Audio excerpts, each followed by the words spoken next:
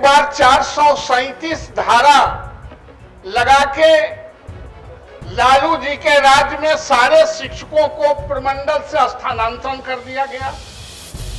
95 में सारा स्कूल चरमरा गया। उसका कारण यह था कि पहले जो शिक्षक जहां पढ़ाते थे वर्षों से, वहां के बच्चों को भी जानते थे और बच्चों के अभिभावक को भी जानते थे, स्कूल को भी जानते थे।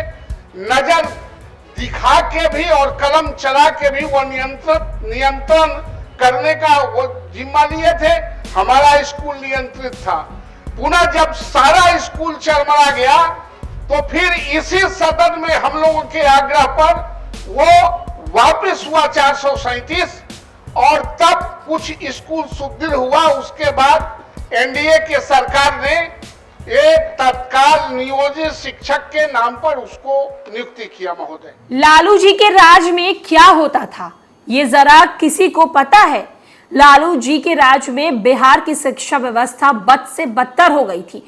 कई स्कूलों की स्थिति चरमरा गई थी। अरे हमारी सरकार आने के बाद ही तो बिहार की शिक्षा व्यवस्था में बड़े बदलाव हुए हैं, शिक्षा व्यवस्था सुधरी है। नमस्कार, मैं श्वेता और आप देख रहे हैं न्यूज फॉर नेशन। ये सारी बातें कह रहे हैं एमएलसी नवल किशोर यादव। इन दिनों बिहार का मानसून सत्र चल रहा है और मानसून सत्र के दौरान बिहार विधान परिषद में नवल किशोर यादव राजद सुप्रीमो लालू प्रसाद यादव के शासनकाल को लेकर बड़ा खुलासा करते हुए नजर आ रहे हैं।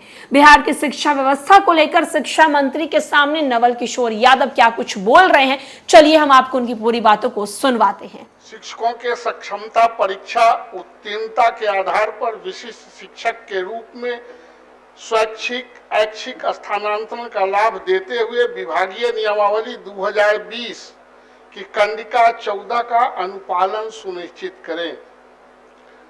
महोदय, ये तो कोई मामला नहीं था। राज्य सरकार ने घोषणा किया कि हम जो नियोजित शिक्षक हैं उनको हम अब अस्थायी करना चाहते हैं। आप बिहार पब्लिक सर्विस कमीशन जो आपने मापदंड तय किया, उस मापदंड पर शिक्षकों ने आपके आदेश पर परीक्षा दिया। आपने यह नहीं कहा था कि आपको हम पटना से उठा के कटिहार कर देंगे। आपका कहीं से यह घोषणा नहीं था। महोदय, जब कोई आदमी 20 वर्ष तक, 15 वर्ष तक, 16 वर्ष तक एक स्कूल में काम कर रहा है, वहां के परिस्थितियों से वो अवगत है, वहां के बच्चों से अवगत है, वहां के बच्चों के अभिभावकों से अवगत है, वहां के इंफ्रास्ट्रक्चर से अवगत है, तो फिर उसको आप उस शिक्षक को अन्यत्र स्थानांतरण कर देंगे तो फिर उसको 5 साल 7 साल वहां एडजस्ट करने में लगेगा।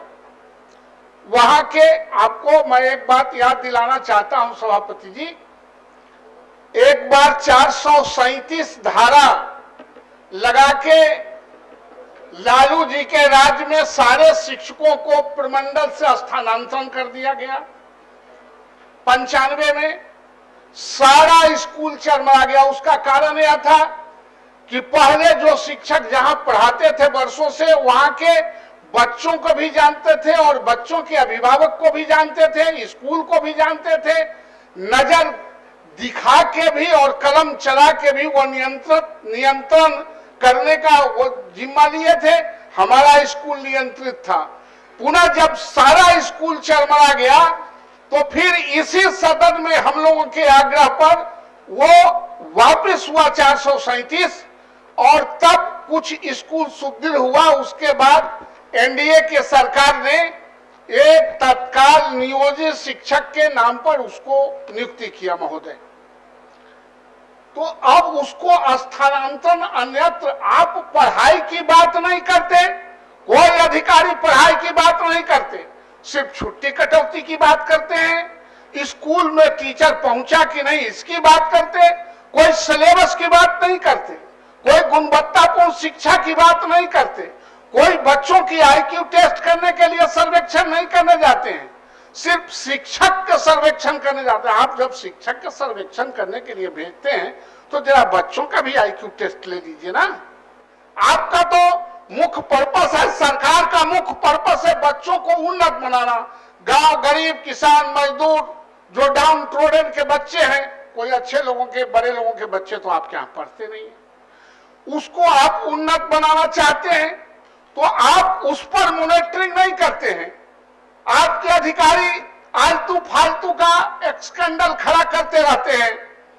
महिलाओं को आपने जो पोस्टिंग कर दिया, यहां से एक जिला से 4 जिला पार करके 500 किलोमीटर दूर पर, अगर पटना में हुआ तो पटना से महिलाओं को कर दिया 50 किलोमीटर 100 किलोमीटर दूर पर।